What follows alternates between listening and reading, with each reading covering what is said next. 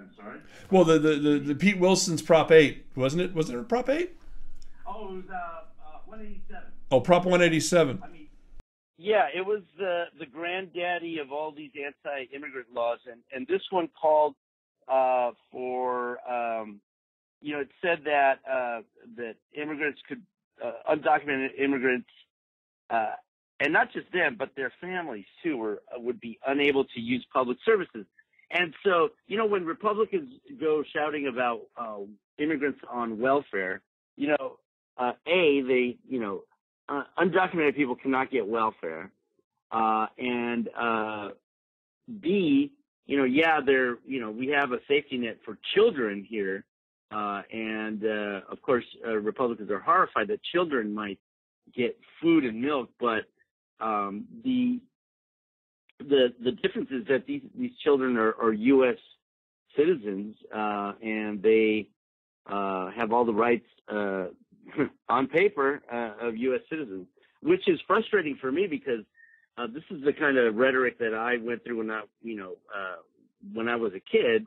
That people didn't, and then they came up with anchor babies, and then I'm 52, and people are still calling me an anchor baby, and I know I'm a man child, but God, I'm not an anchor baby. Well, you're not alone. I mean, we've had some issues here with Syrian children, refugees being taken out of the camp at Calais. Yeah. Tell them a little about David Davis. I mean, yeah, right. Yeah, we've got this MP who's sort of politician in the UK calling for dental checks to check the age of Syrian refugees. So probably, That's amazing. Isn't it? Some of them are looking kind of old, and so they're thinking that they're no longer children. So this is how we're going to solve our immigration crisis. So you're not the only one with bigoted conservatives. We have them as well here. We have our share. So what happened with that 187 proposition? Well, what happened was it got approved, but was eventually thrown out for being unconstitutional. And the real sickening part, speaking of like teeth checks, I mean, we had, parts of the law said that teachers, public school teachers, could be prosecuted if they did not report on suspected, parents of the students in their classes. So this was some like, this was some Anne Frank kind of stuff. They were like, report on your neighbors, or else, you're going to get in trouble. And there was parts of the law, it's just a horribly written law.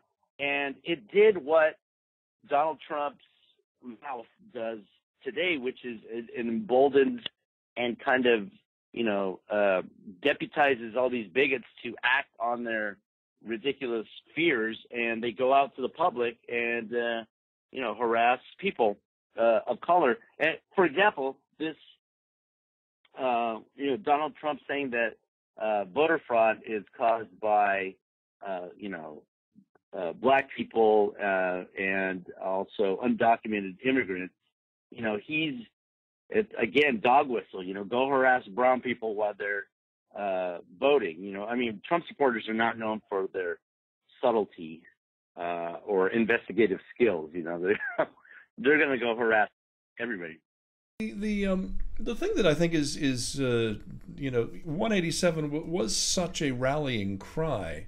You would think that Trump would be a similar rallying cry. So I'm trying to struggle with here what the difference is between being able to get voters to come out for Prop 187 many, many years ago, and why, with the clear and present danger to the Hispanic community that Donald Trump is, we're not able to see more voters coming out this time around. Yeah, I don't know. I mean, people are rallying the vote, and maybe it's the same effect that they're asking people, "Are you for Trump?" They're like, "Oh no, God no, I'm not an idiot," and then they go in and vote for Trump. There are a lot of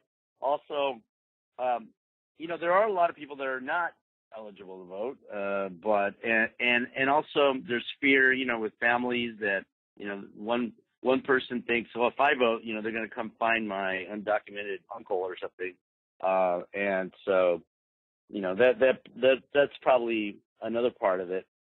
But yeah, I mean, you can go in. I've traveled across the country this last week. Went to the Midwest, went to the East Coast, and you can't walk into the room where somebody is not decrying the things that Donald Trump is saying.